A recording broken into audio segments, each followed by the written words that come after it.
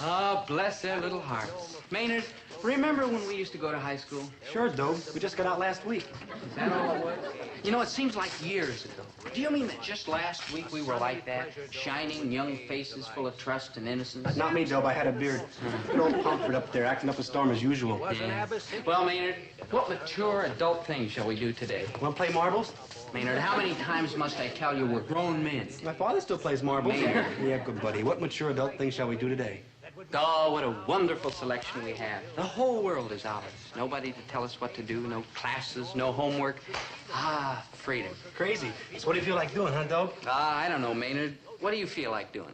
I don't know, Dobe. What do you feel like doing? I don't know. What do you feel like doing, Maynard? I don't know, Dobe. What do you feel like? Sure great to be free, isn't it? Yeah. Yeah. What do you feel like doing? I don't know, Maynard. Maynard, Yeah, good buddy? that's what I feel like doing. Oh, no. I served my time with you two 3 long years, in some cases even more. Now, you graduated, you stay graduated. Oh, Mr. Pomfret. No. Dobie,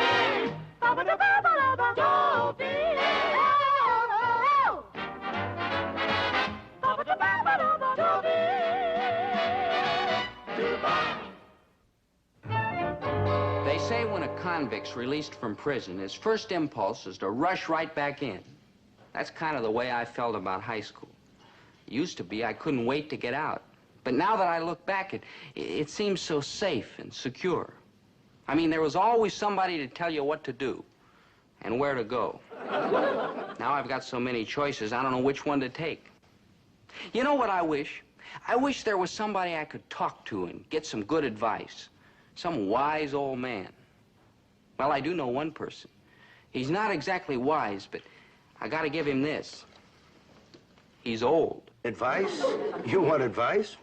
Just ask me anything, boy. That's what fathers are for. I appreciate that, Dad, but would you try to listen to me this time? What do you mean this time? Don't I always listen to you? I don't know. It's kind of hard to tell. Nonsense, boy. I can do a little work around the store and listen to you at the same time, so ask away. Well, you see, Dad, I've been thinking about my future. That's good, boy. Always remember that a stitch in time saves 9. The trouble is I can't decide what I want to do. Well, if at first you don't succeed, try again. For instance, should I go to college or shouldn't I? I'm not even sure I can get in, but even if I do, will I make it? Let's face it, Dad, I'm not exactly a brain trust. And yet everybody knows how important college is. Learning, my boy, is more precious than rubies. You mean I should go to college? But it's a wise man who knows his own limitations. You mean I shouldn't go? But a little learning is a dangerous thing. Dad, listen, please. What should I do? Do like I told you, son. These lessons I have learned the hard way. Take them. They are yours. Use them. Thanks a lot. Dobie, you know what I think? I don't think I helped you at all. Good thinking. You know, son, after all, I'm not the brightest guy in the world. True. Don't agree so fast. Oh, no offense, Dad. What I need now is somebody extra wise, super intelligent. A kind of combination of Einstein and Plato and Baruch and Shakespeare. You rang? No offense, Maynard, but if he rang, never was there such a wrong number. Gee, like, thanks, Mr. G. What are you doing, Dobe? Bugging your old dad about the future? Well, sort of. Yeah, I bugged my old dad all morning. No? What'd he tell you? It's hard to say, Dobe. He left town. Good thinking. I hope he's going someplace warm. He left in his shirt sleeves. Dobe, I don't want to pressure you, but if you really don't have any plans for your future, I got a plan here that just might interest you. Like what? Well, like this. Boy, is that dusty. It should be. I put it back there the night you were born. You know what's in here? Diapers.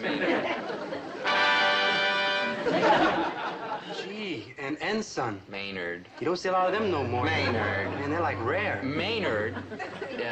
What is it, Dad? Well, son, you know the sign out front that says Herbert T. Gillis? And the night you were born, I got thinking, hoping, I guess, that maybe someday you'd come in with me. And so I went out and got this painted. See, it's got the hooks on it, everything, all ready to hang up. And then it'd say Herbert T. Gillis and Son. Gee, I'm getting pretty misty, Mr. G. Dobe, we could expand. I could buy that lot next door, and we'll knock out this wall here and make a real market out of it. You know, fancy grocery department, a butcher shop, specialties, a real supermarket. Dad, I want you to know I appreciate this. Oh, no pressure. Anything you say is okay with me, boy. I'm just not sure is all. I hate to Well, disappoint never you. mind me. After all, boy, it's your future. Well, that's just it, Dad. Sure, I've thought about being a grocer, and maybe that's the way I'll end up. Gillis and Son. Right now, I don't know. I don't know what I want. That's why I'm looking for somebody who can give me some advice. Somebody really wise and intelligent and experienced. Man, why didn't you say so? Just follow me. I know just the cat.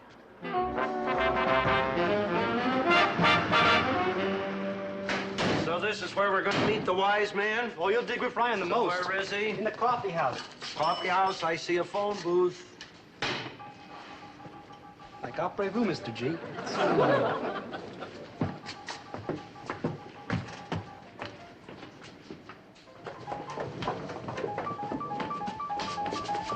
Like, hi, Rip. Maynard, it's like book time USA. It's Reedsville, literary city, like Aloha. From this reading, he won't talk to nobody. Well, this is our lucky day. That's like rough, Rip. Like Rip. Man, it's like this Thoreau cat says. I have never found a companion so companionable as solitude, like Split. You're reading Thoreau? Like what'd you think I was reading? Tom Swift and his electric yo-yo? No offense, Mr. Ryan. No offense, beardless youth. All right, Maynard, what's the scene? These are my friends, Dobie Gillis and his father, Mr. G, and they need help. That I can tell. Now, just a minute. Just a darn minute. What's going on here? Where am I? Who is this character? I'll answer your questions, Carlisle, but sit down. Herbert T. Espresso? I don't know what it is, but the answer is no, and these boys don't want any either. Like it's coffee, Freddie. Like Herbert T. Gillis? Like, look, Charlie, you come busting into my pad here with your wash and wear shirt, and I'm digging the infinite, and like, who sent for you? Like you're right. I wasn't invited, and the least I can do is be polite. Now you're starting to get through to me. Like some espresso? Like, thanks.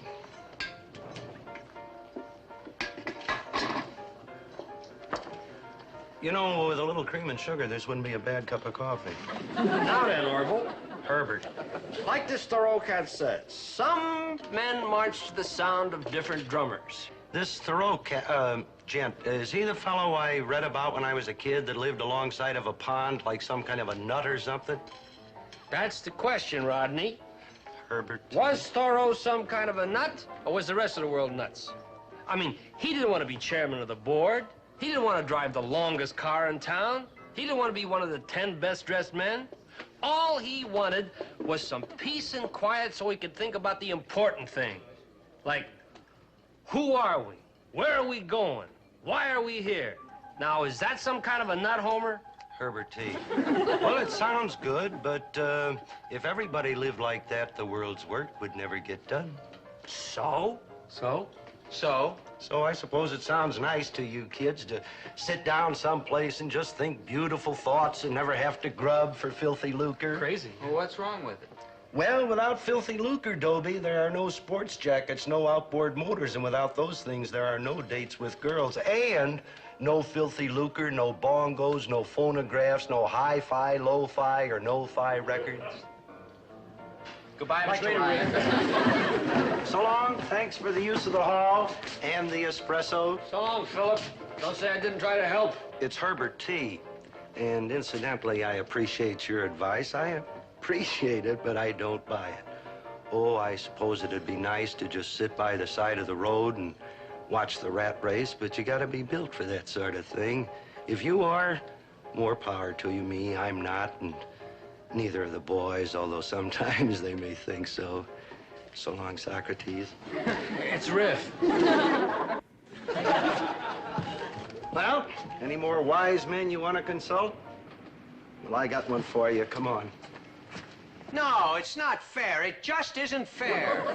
Now you listen to me, Pomfret. After all, I am a citizen and a taxpayer. And what am I, a Russian spy? Now listen, you owe a duty to these boys. I did my duty above and beyond. I stuck with them for 3 years, 3 long years. Oh, come on, Pomfret. Just for old lang syne, give the kids some advice. After all, you used to be pretty good buddies, you know. That's always been my trouble. I can't say no. All right, boys. What's your problem? Well, sir, we're kind of loose ends. We don't know what to do with ourselves. What would you like to do? Nothing. Yes, Maynard, I know. Now, you butt out of the conversation. I'll direct my questions to Dobie. Whatever he decides, you're going to do anyhow. That's right, because he's my good buddy. Yes, I Maynard. stick my arm in the fire up to here for him. Maynard. Up to here for him. That's very touching. Both arms up to here for him. Maynard. Now, unless you both end up tending furnaces, a possibility which I don't rule out, there is little likelihood that you will have to stick your arms into the fire for Dobie. Mr. Pomfret, I've been thinking about college. I haven't. College, Dobie, is, of course, an excellent idea if you're a studious type.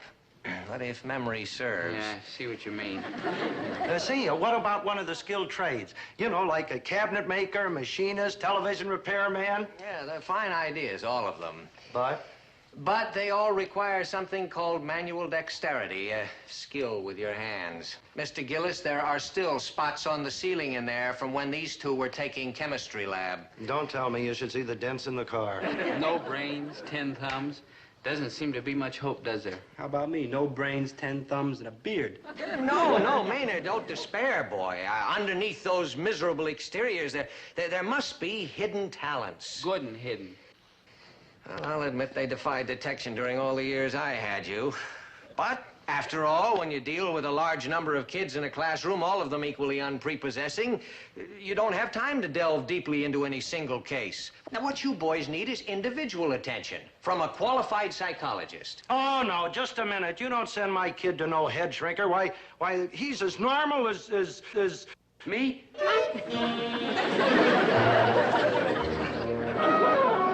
No, Mr. Gillis, I'm not suggesting sending Dobie to a psychiatrist. What I'm suggesting is a psychometrician. Man, them are the worst kind. Maynard, a psychometrician is simply a man who measures your mental capabilities, gives you a series of psychological tests which will scientifically determine your skills and aptitudes.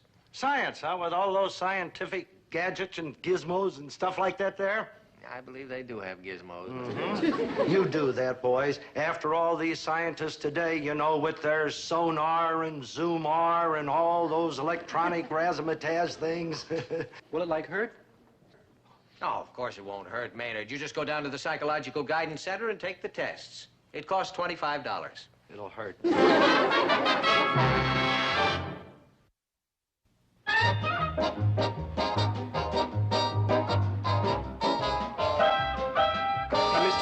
You think they're gonna shoot electricity into my skull? No, Maynard.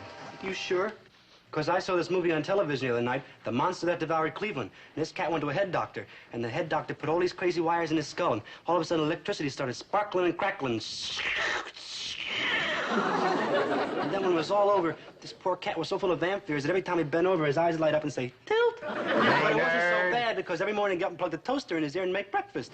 And then he met this chick, a beautiful chick, and wham, it was like love time. Maynard! But it didn't work out because he was AC and she was DC. So he went down to the power station and got a job as a transformer. Enough? Right. Dobie Gillis? Yes, sir. Maynard G. Krebs. Yes, yes, please. Hello, Doc, and you too. Lady Doc? Well, I'm Herbert T. Gillis, and I just came along with the boys to sort of get them started, you know, because I'm very interested in science, especially when it's scientific. Yes, well, we try to be scientific here. Oh, I knew that the minute I clapped eyes on you. What kind of tests are you going to give the boys? All kinds, Mr. Gillis. Mental, emotional, psychical. Yes, even some simple physical tests like hearing, vision, balance, smell. You see, what we try to do here is get a complete picture of the boy. If we could begin now. Now, first, I'm going to give you what we call a free association test. Uh-huh. I'll say a word to you, and you reply with the very first word that comes into your mind. Uh-huh, yeah. Now, for example, if you say bread to most people, they say butter. If you say hot, they say fire. Get the idea? Yes, sir. Yes, sir. All right, here we go. Ready? Ready. All right. Blue. Girls. Did you say girls? Yes, sir. Yes, sir. Green. Girls. New York. Girls. Dobie. I say blue, you say girls. I say green, you say girls. I say New York, you say girls. What's the association? Why, it's very simple. Blue reminds me of girls because girls wear blue dresses. Green reminds me of girls because girls wear green dresses. New York reminds me of girls because there's a lot of girls in New York. Pretty ones, too. I was looking at a magazine the other day. Let me ask you one question, Dobie. Yes, sir. Does everything remind you of girls? No, of course not. Well, that's encouraging. Yeah. Shall we press on? Yes, yes. Supersonic. Girls. Just a minute, young man. What strange power of reasoning makes you say girls when I say supersonic? Well, sir, supersonic is the speed those new jet planes travel at, right? Right. And when you travel that fast, you can get to any place in the world in a hurry, right? Right. And one of the places you can get to in a hurry is New York, right? Right. And one thing you're sure to find in New York is... Girls. Girls. Yeah. Air conditioning. Girls. Cornflakes. Girls. Glue. Girls. Girls. Supersonic.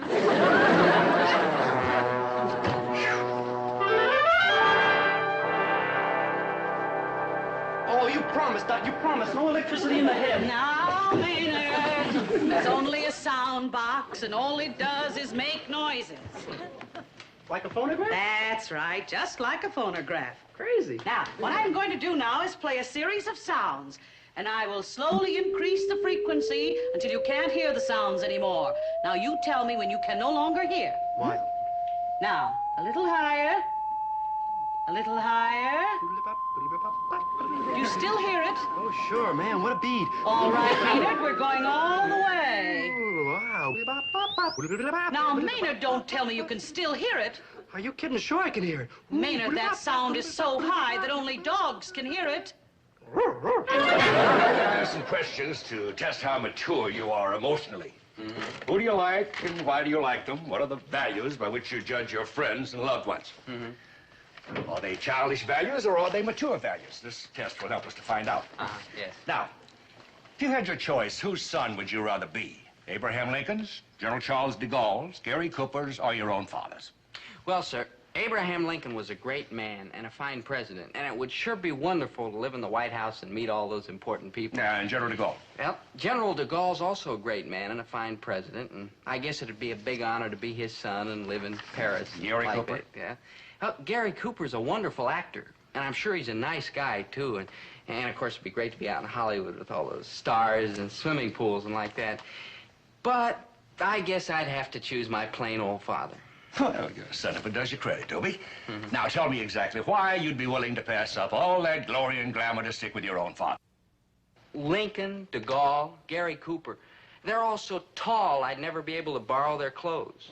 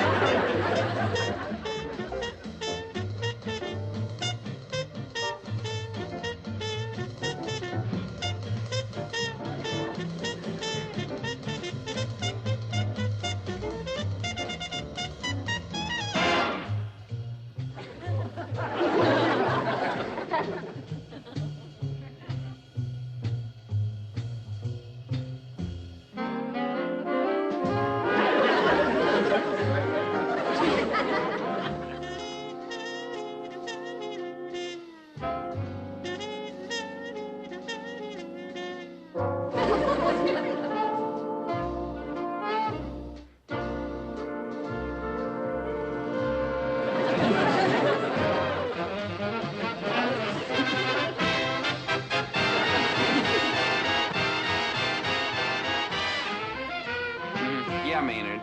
Yeah. Okay, Winnie, just watch the store for a few minutes. Come on, Dobie, let's get going. Yeah. Well, see you Come tomorrow, on, Maynard. aren't you Bye-bye. interested in finding out how you did in those Yeah, psychomechanical? Isn't Maynard coming with us? As a matter of fact, no. His test results won't be ready for a few more days. I think he confused them pretty good. Oh, he confused anybody pretty good. Well, come on, boy. Let's go down and find out what your future's gonna be, huh? All right, Doc, so what's the verdict? I can't tell you, Mr. Gillis, not quite yet. What do you mean you can't tell me? You tested this kid upstairs, downstairs, and in my lady's parlor. You've had a full week to tabulate the results, and now you come up with, what's this baloney you can't tell me yet? Oh, we have the results all right, Mr. Gillis. They're all right here on this little card. On that one little card? Oh, yes, yes, very scientific. You see, each one of these little holes has a very special meaning. So what do they mean? You'll know in exactly 90 seconds. Wow. What's that? That, my boy, is the machine that's going to tell you your future. The machine's gonna tell me my future? Hey, that thing must have cost a fortune. $6 million. You hear that, Dobie? $6 million for a machine to tell you your future. How's it work, Doc? Well, I feed the raw data into here, and I turn this dial.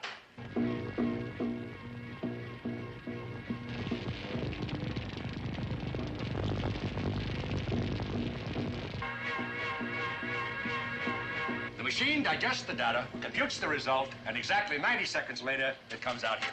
Oh, isn't this a marvelous modern age we're living in? Dad. Come on, Doc, shove in the boy's card. Let's find out what he's going to be. All right. No. What's the matter? You crazy or something? No machine's gonna tell me my future. Well, Dob, you hurt the man. It cost $6 million. I don't care if it costs 60 million, 600 million. No machine's gonna tell me what to do. My dear boy, all the latest scientific advancement has gone into the electronic computer. It's a machine with no human weaknesses. Never makes mistakes, never gets tired. It's infallible. It's still a machine, and I'm a fella. If anybody tells me what to do, it's gonna be another fella, not a machine. I don't understand you, Dobie. No, I'm not sure I understand myself. But this much I know. What I'm after is life, liberty, and the pursuit of happiness. And I don't care how smart a machine is, it'll never understand things like that. You know, what does a machine know about the things I care about, like girls and water skiing and chocolate cake and liking people and having them like you? Dobie, if you don't want our help, why'd you come here? I did want your help, but I thought I was going to get help from real human people, not a machine. I'm not the brightest guy in town, but at least I got flesh and blood and feelings, not bolts and lights and wires like this monster. You let machines tell you what to do, the next thing you know, they'll be running the world. People will be obsolete. No thanks. I think you're making a mistake, Dobie. Okay, that's what people do. Make mistakes. They make mistakes and pick themselves up, dust themselves off, and try again. It's only machines that don't make mistakes. You may be right, Dobie. I don't know. But I do know you've got a big decision to make. What are you going to do with your life? Well, Dad, you had the same decision at my age. What did you do? No, I didn't have to make the decision, Dobie. Uncle Sam made it for me. You were drafted? I enlisted in the United States Army, infantry. And from then on, Uncle Sam made all my decisions for me. You mean you don't think in the Army? Of course you think. You got lots of time to think. In fact, I think I haven't done as much thinking before or since. Hey, maybe that's the answer for me. Now, Look, Dad, I got to spend some time in the service anyhow. Why not enlist now? Well, Dob, you know I wouldn't knock the United States Army. After all, I was a first sergeant with the good conduct man. But why don't you wait till I call you? Because right now is when I need the time to think. Right now, when I'm all confused and don't know which way to turn. I don't know. Dad, the Army will make a man out of me, won't it? Oh, if anybody can. Well, maybe that's what I need. More maturity, more experience. Then I'll be able to figure out my own problems. Well, don't you want to hear what the machine has to say? Does that answer your question? Well, all right, son, if that's the way you feel. Yeah, that's the way I feel, Dad. Thanks very much for your time and patience, Doctor. I hope you and the machine will be very happy together. Dad? Yeah? Dad, where's the nearest recruiting station? Oh, fall in, son. Forward march. Hut, 2, 3, 4. Hut, 2, 3, 4.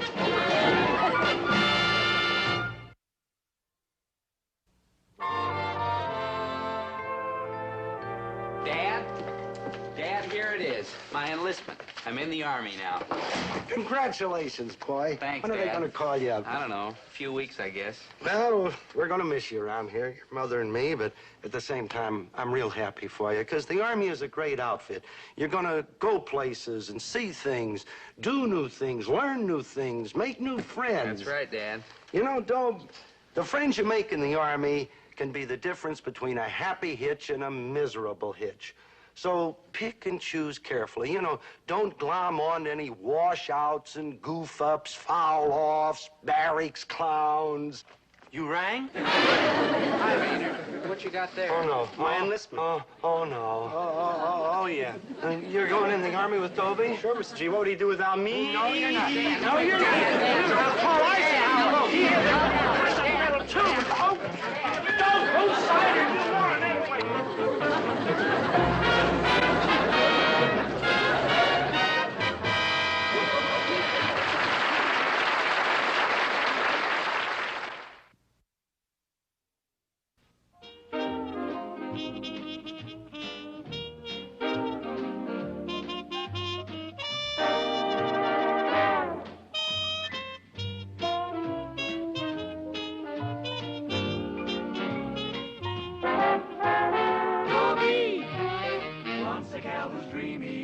Dobie wants a gal who's creamy. Dobie wants a gal to call his own.